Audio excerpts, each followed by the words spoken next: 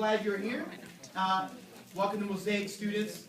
If you are new around here and you don't know who I am, my name is Kenny, and I get a chance to serve as a part of the staff of our church, Mosaic Church, and I get a chance to do the most fun job around here, and that is get a chance to be part of our student ministry program. I'm just going to move up to the sure everyone in the back can see me if I'm sitting, and I got to be cool and sit in a cool stool, so that's not going to be cool. It's cool. All right. Or if you have 13 pair of Converse shoes, like Jake. I want to be like Jake. Like, you're my hero. I want to just be like you. Wow. Why are you so popular? I'm so popular. Why are you so popular? I want to be the Jesus is my hero. Jake's like a close second. All right. Jake's pretty cool, man. Look at him. Just look at him. Just do that. Everyone look at Jake. about Jake, okay? Okay. Like I thought I'd come to church about Jesus, not Jake. We're both Jakes. That's close. So we're going to dive into a series called Road Signs. Everybody say road signs. Road signs. Does anyone here drive? Raise your hand if you drive. All right. Great. All right. If you do not drive, raise your hand. Car. Now I want to tell you something. I am the best driver that I know. Okay. Seriously. No, seriously. I am an amazing driver. Like I'm like super cautious. I mean, I always drive the speed limit. I never break the rules. I am extremely courteous. I can foresee if something bad's going to happen, so I'm always proactively like, doing the right. I mean, I am the best driver on the planet without a close second, except when I'm distracted. The chasm, the gap between Kenny not distracted and Kenny being distracted is a chasm, a gap that is wider than the Grand Canyon. Okay? When I am distracted, I am the worst driver on the road. All right? Like, I'm like a blind 3-year-old that had too much chocolate. Just off the chain, terrible. Now, only when I'm distracted though, okay? So this is a very so I'm distracted by a few things, okay? A few things distract me, like really loud music in the car distracts me, okay? Other people in the car talking to me distracts me. When I'm wearing my seatbelt, I get distracted by the seatbelt. When I'm not wearing a seatbelt, I'm distracted by the fact that I'm not wearing it. Other cars on the road distract me. Breathing distracts me. And so I'm the best driver on the planet, except when I'm distracted when one of those things is taking place. And so what happens is sometimes we're headed in a particular direction. We're going to a particular destination, but we get distracted along the way. And what happens is we end up not being that which we know we ought to be. We end up not being nearly as good as we would hope to be, or nearly as effective as we would want to be. So, over the course of this series, we're going to be talking about the idea that God has called us to a certain destination. Every single one of us are called to live our lives a certain way and called to accomplish certain things. We're going to spend the next 4 weeks talking about how do I do that. Wow. And so things like, what is it that God would want me to do in my life? Like, what do I want to do? Like, what should I do when I grow up? I'm still asking that. Like, what should I do when I grow up? You know? And so asking yourselves that question, like, what are the things that I love to do that maybe I want to maybe do as a career? What should I do? Or how do I know what God wants me to do? Or how do I know what college I should go to? Or how do I know what career I should pursue? Or how do I know if I should date this person? Or how do I know if I should go to this school? Or how do I know if I should get this job or this job? As we walk through our lives, we face a variety of questions in terms of destination. And so over the next several weeks, we're going to talk about the things that distract us and the things that maybe inhibit us or get in the way from us accomplishing the things we want to accomplish. Ultimately, the things we want to accomplish is make God look really good. What I mean by that is simply this. If you're unfamiliar with the gospel, it's very simple. Every single one of us as human beings have made huge mistakes. If you have ever made a mistake or sinned or done anything stupid, raise your hand really high. If you've ever done anything wrong. All right, everyone has their hand raised except for Hanu, who is a big fat liar right now. So, it's all right. If you get diarrhea, it's because you lied. You just throw it out there, bro. Be careful with lying in church. Anyway, so every single one of us have sinned. We were created by God to have friendship with God. God wants to have a friendship with you. Like, you can talk to God, and he'll talk back. You're like, really? I hear voices? Like, it's kind of like that, exactly. And so God will talk to you. You can have a friendship with God, and it's awesome. When God created us, we were made to have friendship with him. And we were made to live our lives to do awesome things. God made every single one of you to do awesome things. You're like, me? Yeah, I do. Every single one of us were created for a specific purpose. No one in this room is an accident. You were not born when you were born, where you were born, by accident or by chance. Every single person was created perfectly, exactly the way you are, by God himself. So whenever people don't like something about you, you just tell them, hey, take it up with God. People are like, Kenny, man, you're so loud. Why are you so loud all the time? Don't take it, man. God is the one that gave me, the loud voice. I mean, take it up with him. I don't know about you, but I don't want to be trying to step to God, so I wouldn't do that if I were you. I'm just saying, if someone comes up to you and like, man, I don't really like your eyebrows. I'm like, God made me these eyebrows, all right? So back up, okay? Except unless you're one of those people that like get plucked them really thin. You know those girls are like, they pluck their eyebrows just like a line, just like a straight line, or like, or you know the girls are like, they pluck them so thin, they pluck them like an arch. They always look confused. They're like, huh? What, you got, huh? Like girls, just don't do that. Just helping you out, all right? Like, every time you see them, like, what? Huh? No, don't do that. All right, anyway. God didn't make you with those kind of eyebrows. Anyway, so, no, seriously, every single one of us were created by God with a purpose. God wants you to do awesome things. But because of sin, because every single one of us have done these terribly sinful things, we've rebelled against God, we've separated ourselves from God. There's a wall between us and God, between us having a friendship with God, between us being able to accomplish what God created us to accomplish. So we can't do it. And so Jesus says, I love you so much that I'm going to make a way. I'm going to rescue you. So God in heaven comes down in human form. True story. God came down, lived as a man. His name was Jesus. He dies on the cross. He takes the punishment so that God can say, okay, I punish my son, and I don't have to punish you. And if we believe in Jesus, we follow after Jesus, the punishment he takes substitutes the punishment we deserve so that we don't have to be separated from God. And God says, because I love you, I've made a way for you to have a friendship with me again so that you can accomplish the things that I want you to accomplish. So they can be restored back to the way you were created, to have perfect friendship with God. So every single one of us were created with God inside of us, with elements of God, with the image of God in us. And because of sin, it was marred. But God makes a way for us to be rescued. And so we can accomplish awesome things on behalf of God. And we can accomplish the things that he sets us out to accomplish because he has rescued us. If you are here and you are a believer in Jesus, if you say, Kenny, man, I love God, and I'm chasing after Jesus, and I genuinely believe in him, if that is you, then you have been saved from the separation. When you die, you will spend eternity in heaven with God. But long before that, we get a chance to walk this earth with him, friendship with him. That only applies, though, if you are a follower of Jesus. And it is awesome. And so if you're a follower of Jesus here tonight, I want to let you know that God loves you, has a plan, and he has some awesome things for every single one of you. So I want you to do, I know that in this room there are people who love Jesus, who probably have some dreams and hopes and goals of things that you would like to accomplish one day. Or things that you know, man, that would be cool. Or maybe even not even one day long. Maybe there's some things, maybe you're here, you're like, man, I'd like to do this thing next week. I'd like to be able to accomplish something in 2014 or before I graduate high school. Maybe there's something that you would, some destination that you want to get to. And so as you go through the series, we want to teach you how to get to those destinations. On your chair, you've got these 3x5 cards. Everyone grab those. Grab a 3x5 card. You should have a pen. If you don't have a pen, maybe your neighbor's got a pen. There should be several pens around. So we're going to do, I want you to take a second.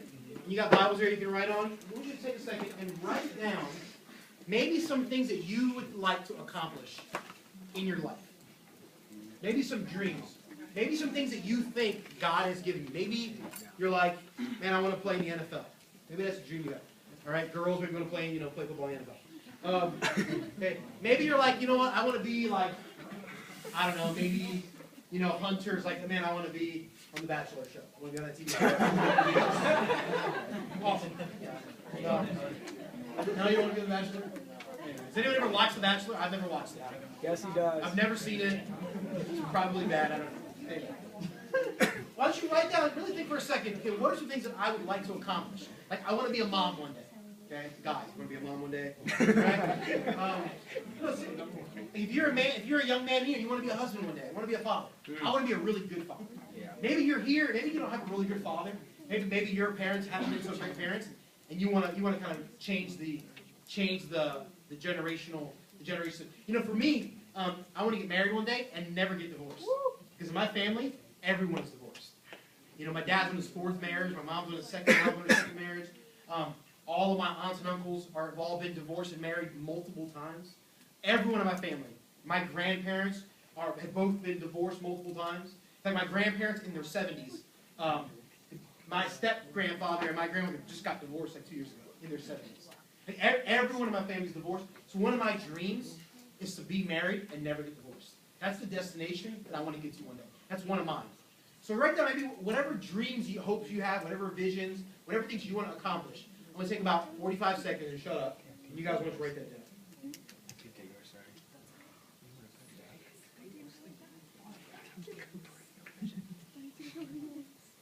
Maybe some things you know God wants you to do.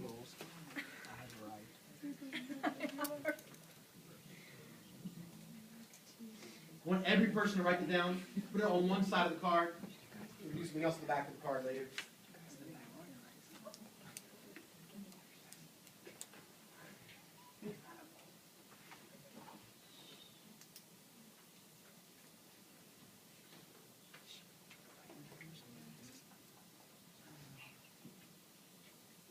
About 15 more seconds.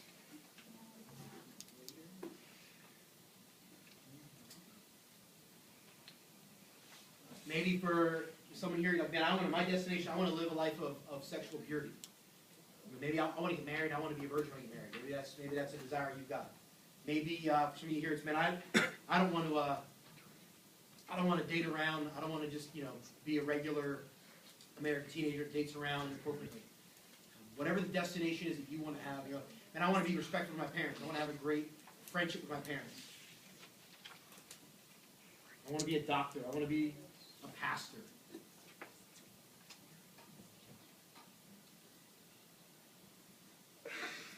Here's the thing. As you write those, you can continue to write if you have more destinations you want to get to. Here's the thing. A lot of us intend to get to certain destinations. We intend to accomplish certain things. We want to reach a certain point in life. We want to accomplish certain things in life. And intentions are good. And hopes are good. And goals are good. However, intentions alone will never get you to the destination you want to get to. I want to say that again. That's good. Intentions will never get you to where you want to get to by themselves. Your intention does not determine your destination. It's your direction that determines your destination. And so, if I wake up tomorrow and say, man, I really want to be healthy. I want to get rid of this thing right here, my little pregnant belly. And I would like to, I'd like to get a 6-pack, just ripped abs, I just want to be just ripped and just have muscles. And I want to be one of those guys who's so big you can't even wipe yourself. You know those guys? Like that's my intention. I want to be the guy that's just swole. Hashtag swole nation. Swole train. Hashtag get it. Hashtag do work. Just can't fit through the door. The guy who talks like this, That's my intention. I want to be that dude. I want to be that guy. All right. I don't know about you guys. I go to the gym and I'm working out and I'm doing the little. It's like clank. Clank! The guy next to me's hey, what's happening, man? He's lifting a bicep machine. He's doing pull-ups. He's doing the overhead press. He's got 90 pounds on each arm. I've got 45 pounds combined. He's doing 5 sets of 60s. Just warming up, man. And I do 12, and I'm I don't even thought that. That's my intention, is to be just ripped. So what if I get up and I start driving, and let's say the gym is that way, and I intend to be healthy and muscular, I'm going to drive toward Dunkin' Donuts. You would go, no, but I intend to be healthy. I want to be ripped and strong and muscular. Can I have a Boston cream? Extra sugar in the coffee, please? You would go, that's dumb, Kenny. That's stupid. Just because I intend to do something, or that I want to do something, or even that I recognize that that's good, it doesn't mean I'm going to get there unless I actually take a plan and head in the direction of the destination that I want to get to. Over the next week, over the last 3 weeks of this series, doing a 4-week series of road signs, the last 3 weeks of this series, we're going to talk a lot about the steps to how to put together a plan to reach our destination. But before we do that, tonight, we have to establish and understand the fact that my intention never gets me to the destination. It's a direction of my life that will get me to the destination I want to get to. There's a stat, according to a Forbes magazine, that only 8% of people that set out with New Year's resolution ever fulfill their resolution. 8. Like 1, 2, 3, 4, 5, 6, 7, 8. Less than 10% of the people. Anyone make New Year's resolutions this year? Raise your hand. Make any resolutions? All right? Okay? So most of you will never meet them according to statistics. And here's the reason why. Because people say, oh, I want to do that. I want to do this. They don't actually put a plan in place to get there. So if I want to be healthy, I got to put a plan in place. The plan is this. I'm going to get up at 5 o'clock and I'm going to run 3 miles. I'm going to go to the gym at this time and this time. And I know I'm lazy when I get to the gym, so I got to have someone go with me to make sure I do what I want to do. Hey, whenever I'm going to, I don't know if you guys know, I moved to Florida last June. When I moved to Florida, I was 240 pounds. And today I weigh 209. And so, but I've been 209 since October, so don't be too excited for me. I lost most of that weight June, October. And since then, anyway, that's not the point. And so, I remember a couple weeks ago, I was actually at tea class. I was about to eat something, or it wasn't tea, it was here, I guess. I was about to eat something sweet, sugary. And Simone came up to me, and Simone literally did this motion. No! Smacked it out of my hand. Boom! And I really wanted the sweet thing. Or a couple days ago, I was in our student ministry's office, and I had these cookies there, and I was eating the cookies, and Miss Maddie Black comes in, and Maddie says, you don't really want these cookies, but I do, they taste so good. She grabs all the cookies, takes them out of the bag, and does this. Then she takes one, goes, and spits it back in the Ziploc bag. Like, mixes it around.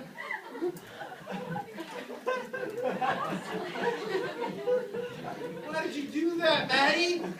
Simone, why'd you knock it out of my hand? Here's the reason why. Because they know that I intend to be healthy, and they know that eating sugar doesn't put me in the direction of being healthy. So to help me out, they decided to do something that I didn't like to help me reach the destination that I ultimately want to reach. Many of us need people like that in our lives. We need people that will come to our lives and say, you want to head to that destination?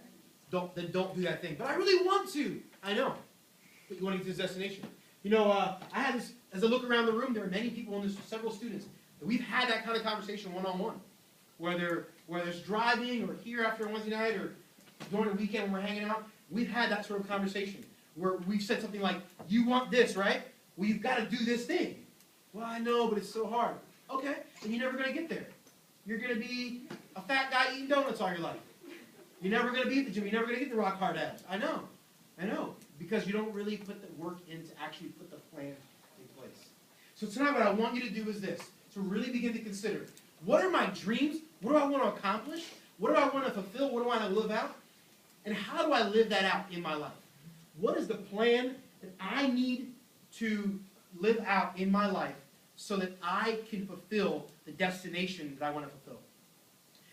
Oftentimes in our lives, we want to get to a certain place, and we have the intention of getting there, and we have an intention of doing something that ends one way. But sometimes it ends in a way that's very different than what we intended. I want to show you a video of some people that had the intention of doing things a certain way, but it maybe didn't end quite the way they wanted to.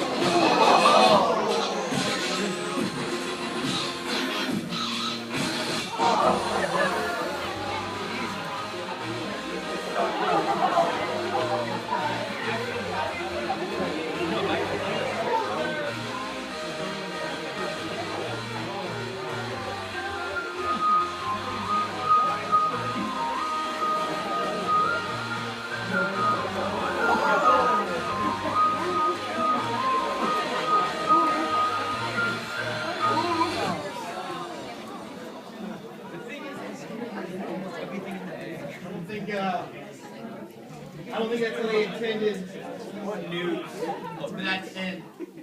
I loved me and Tiffany McClone were watching a bunch online, editing the video last couple days ago. That was fun. This is what I can do with my job. Watch these videos and edit them for you. But this is a funny video, but I think sometimes we're looking at these guys and go, "That was stupid, dude." And I also want to go, well, maybe it didn't end quite the way you wanted to because maybe you didn't set the plan in place properly. You notice most of those guys, by the way, weren't wearing helmets. There was like one dude in all those videos. Anyway, just throwing it out there. I think many times we have good intentions and good desires. We must realize that our intention does not determine our destination. Once you look at that, look at your 3x5 card. Look at the things that you wrote down. And determine, what do I got to do to actually get these things to happen in my life? Ask yourself that. Last week if you were here, we got a chance to see Jeff Kaler, international magician. He was legit. Those of you guys who were here, raise your hand. All right, if you absolutely loved Jeff Kaler, raise your hand. All right.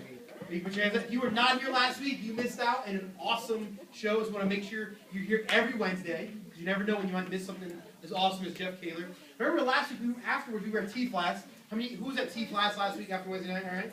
And so you got a chance to show Jeff Kaler was there doing some more magic, some up-close stuff. And I remember one of our students, one of you guys said something to Jeff, something like, "Man, when did you start doing magic?" And he was like, when I really wanted to start doing it and kind of got into it when I was a little kid. My uncle gave me a magic kit. And I always kind of wanted to do it, but when I was like in high school and college, I really got serious and started really working at learning how to do it. And then whoever the student was, I had the conversation with Jeff. Says, "Man, I want to be a magician too, man. I hope I can do that." And Jeff says, "Well, you can. You just got to work at it." And so here we have one person with an intention. I hope to do that. I want to do that. I intend to do that. And the other person saying, if you want to do it, you have to actually put a plan in place. Jeff wasn't going to wake up and just be one of the best magicians in the world by accident. It didn't happen by accident. He didn't just wake up going, "All right, I know how to take the $20 bill out of your hand and put it in an orange." Boom, done. That's how it works. Like he's not doing real magic, by the way. He learned for years on how to do illusion and trick you and move things in a way you can't see it. It took him years and years to learn that, and he worked extremely hard. Those tricks, before he ever does them in front of a crowd, he's done them thousands of times. Literally. Jeff's a friend of mine. I've asked him multiple questions about it. He says, before I get in front of a crowd and do that trick, I've done it thousands of times at my house or in my studio. He works really, really hard. So this is what we do. We look at someone that's doing something that's awesome, and we go, "Oh man, I want to do that. I just hope it'll happen by accident." That's what we do. We look at marriages. People go, "Man, they got a great marriage. Look at that mom and dad. They love their family. What a great father he is. I want that one day. Hope it happens." No, hoping to have a great marriage will lead to you having a miserable marriage and divorce. Promise. Guaranteed. If you hope to be a good father, you're going to be a crappy father. I promise. If you hope to have a great relationship with your family one day, it will be terrible. Because hoping by itself doesn't do anything. You've got to put a plan in action. I think of young adults that I know that say, one day I want to be financially secure, but they never put away a single dime.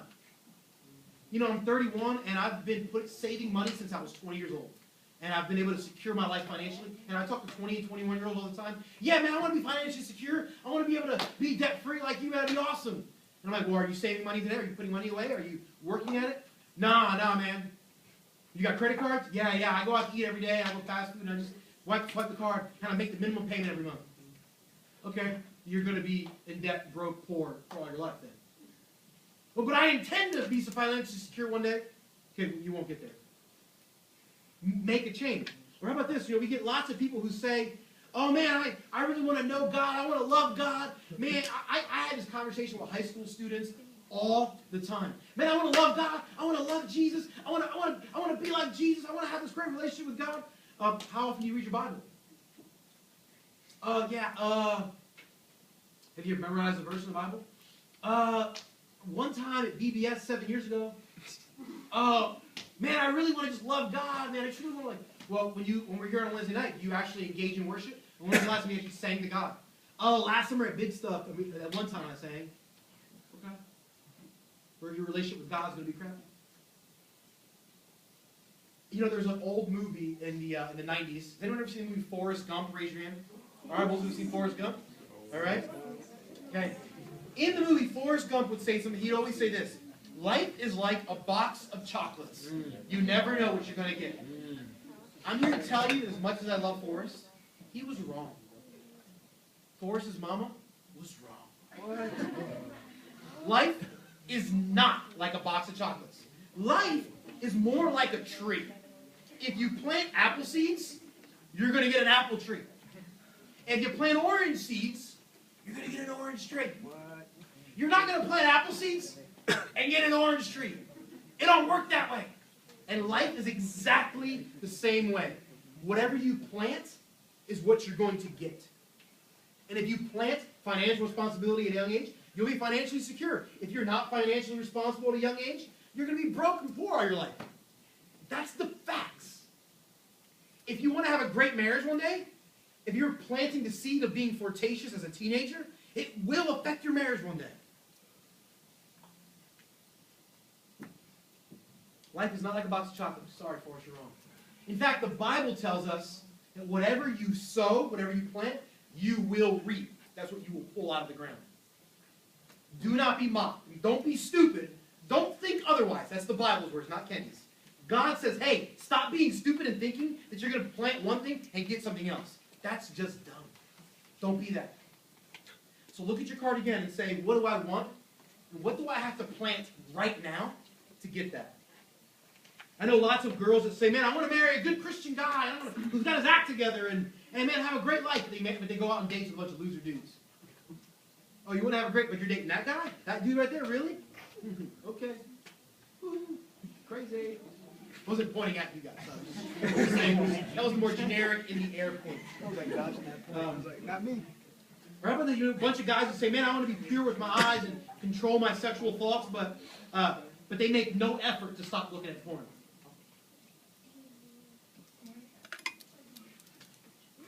We have lots of wives that say, man, I want to have a great marriage, but they keep picking their children over their husband every time they get it. We have husbands in our churches that say, man, I want to be respected by my kids and be looked up to and admired, but they flirt with every girl in the neighborhood of the church, even though they're married. I have teenagers that say, man, I want to graduate and get good grades, but rather than actually working hard, they play video games, just hang out and be lazy, or skip class. I got teenagers in our ministry to say, man, my parents were mad at me. I don't want them to be mad at me. Well, why are you mad at me? Well, because I'm not really trying real hard. Okay, well, you're planting laziness. You're going to pull out of the ground anger from your parents. And you deserve it. How about the young man that says, man, I want to get along with my siblings. I want to have a great relationship, but makes no effort to understand why his siblings are the way they are.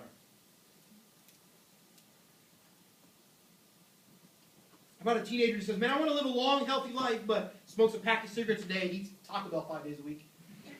You should have been dead by then. Where's Mikey?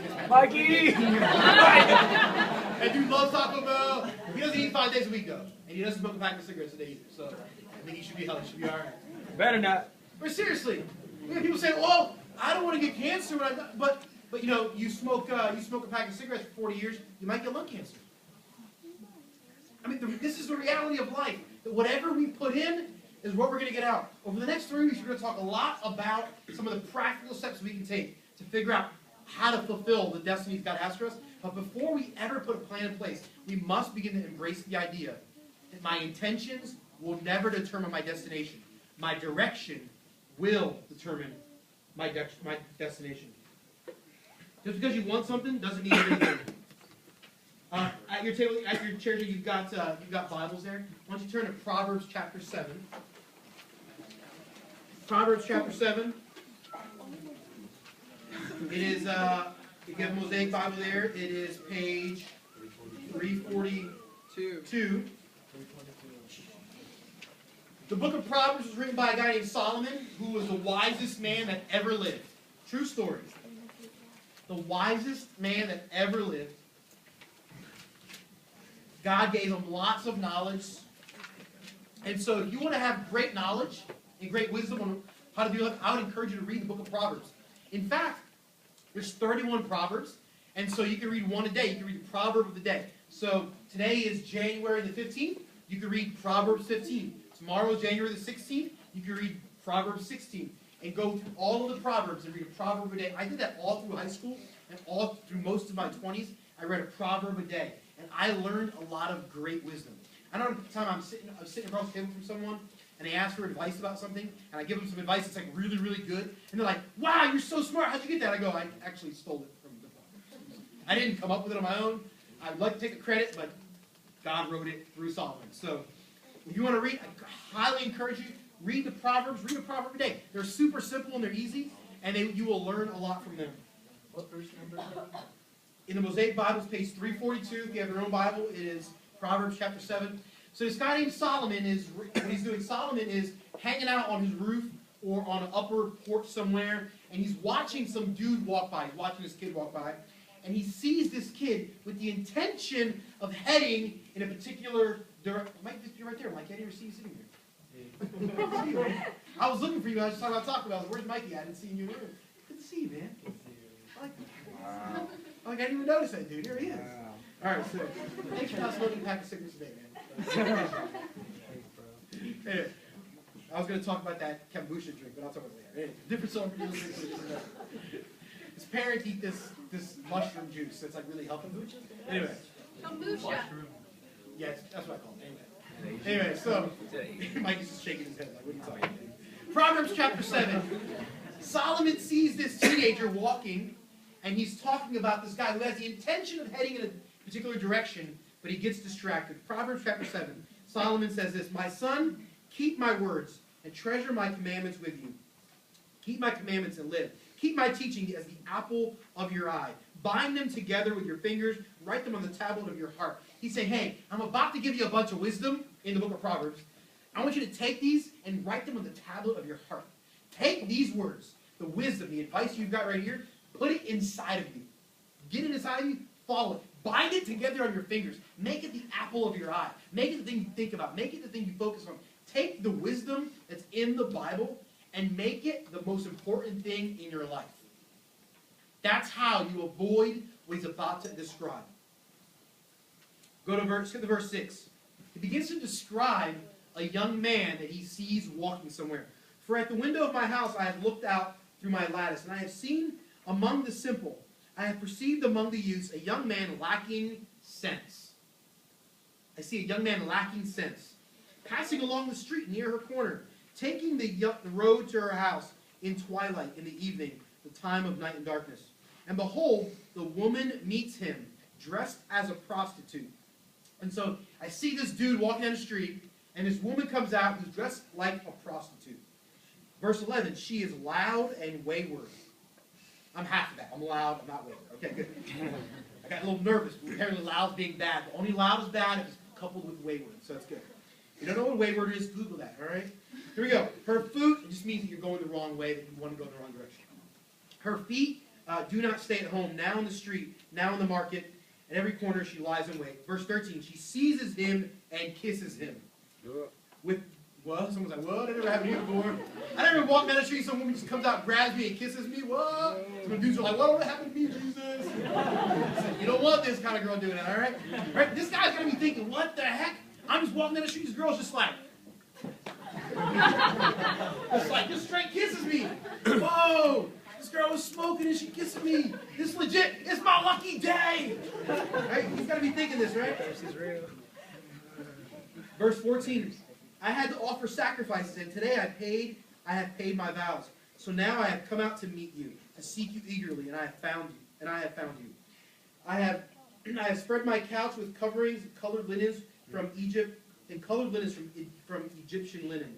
I have perfumed my bed with myrrh, aloes, and cinnamon. She's saying, hey, listen, what I did was, I got some linens from Egypt, and I put a bunch of cinnamon all over my bed, so I want you to come in and do a little something with me. But first of all, why do you want to hang out in a bed and be doing something with a girl in a bed that smells like cinnamon? That's a little weird. Just saying, that's a little bit strange. That should be right there. been like, wait a minute. Cinnamon? I don't know about that, girl. I'm down with roses. I mean, cinnamon? That should have been a clue. Right there. I didn't write it. God wrote it through Solomon. Wise man ever. Verse 18, come, let us take our fill of love till the morning. You know what you're talking about. Let us delight ourselves with love. Verse 19, now here's where it gets scandalous. Real scandalous. For my husband is not at home. Come on now. No. He has gone on a long journey. He took a bag of money with him. At full moon he will come home. With much seductive speech she persuades him. With her smooth talk she compels him. All at once he follows her, as an ox goes to the slaughter.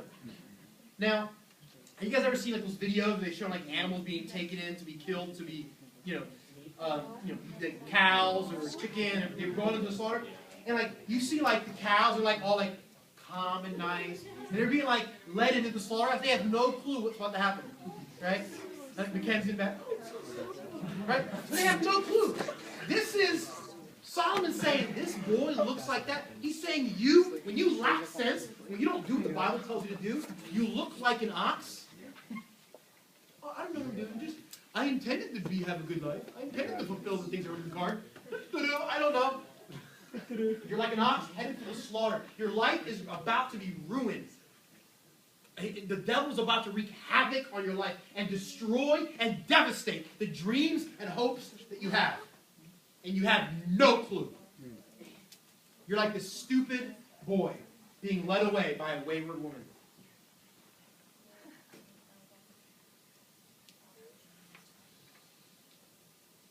Verse 23. We'll go to verse 24. And now, sons, listen to me. Solomon's saying, listen, I just told you a story, now listen to me. Be attentive to the words of my mouth. If you're not attentive to the words of his mouth, the words he's about to give you, you will end up like an ox being led to the slaughter. You're going to end up ruining it. Those things in that card, throw it away. Forget it. You won't get there. If you don't make his word, if you're not attentive to what Solomon's about to. He's saying, listen up.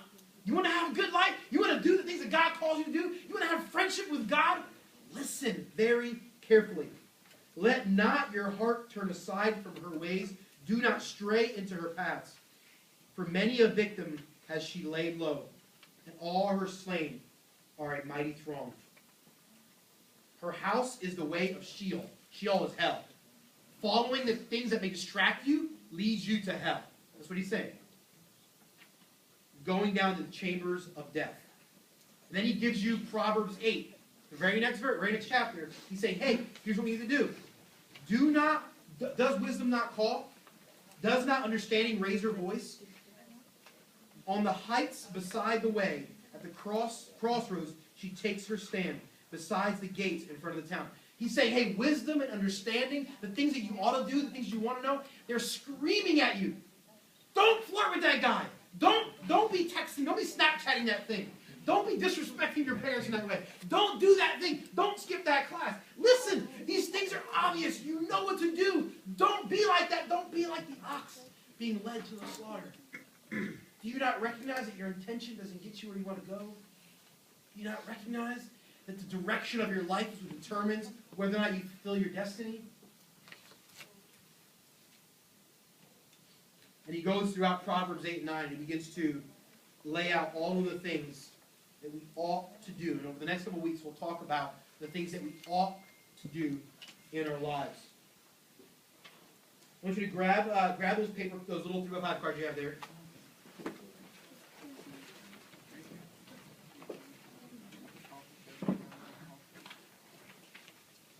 I want everyone to remain quiet, no talking for the next few moments. We're going to take a few minutes, and I want you to flip the card over.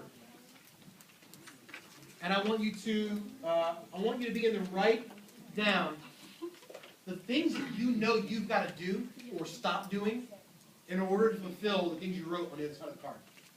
And so if you wrote on one side of the card, I'd like to have a great relationship with my parents. On the other side, what's one or two things you can do?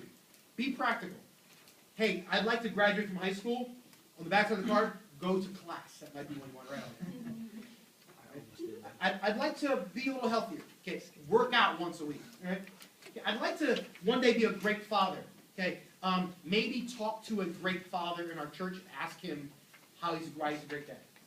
Okay, I want to be close to God. Maybe read the Bible at least one day this week. And I'd really like to be able to feel closer to God. Maybe sing worship to God one day this week. Okay, I'd really like to learn how to deal with maybe some depression. Okay, I'm going to read a book I'm going to go ask Joel or Kenny what book I should read to help me with this. Okay, whatever it is you want to do, look at your card, the things you want to accomplish, or maybe some things that you, as you've been talking, maybe you've been wrestling, maybe these are things that God would want me to fulfill. And then I want you to write on the back side of the card, what are maybe 2 or 3 things you can do this week, this month, you can start doing. Maybe I want to read a proverb a day. Whatever it is, write down just 2, 3, 4, 5 things. You guys can put maybe some worship music on, just soft in the back. I'm going to have you guys no talking, and just write down a couple things that you would like to accomplish.